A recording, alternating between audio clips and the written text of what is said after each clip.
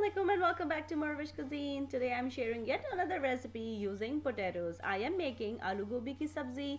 Potatoes and cauliflower are cooked with some basic, very few Pakistani desi style ingredients, and even if you don't have one of the ingredients, you can omit that, and this recipe will be perfect for these days. So without further ado, let's go and make it happen. So let's start our recipe with Bismillah. First, I'm heating up some oil and adding black mustard seeds with some whole red button chilies. Start cooking on medium to high flame until the mustard seeds started to splatter. Now I'm adding some cumin seeds and cook them for a couple of seconds to a minute. Make sure that they won't get burned.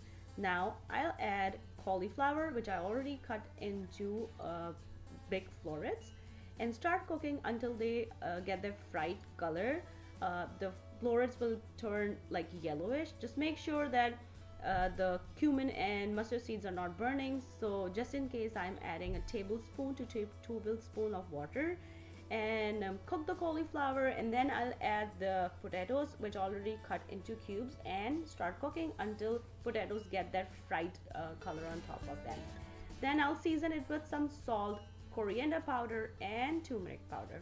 Mix very well, cover, and cook on slow flame. If you think this needs a water, just add a tablespoon or like a quarter cup. Vegetables doesn't need extra water. They release their own water and cook in them.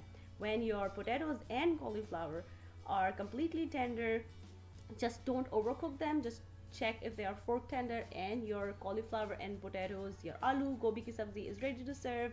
Just sprinkle some chopped cilantro on top, serve it with some chapati, roti, or parathas.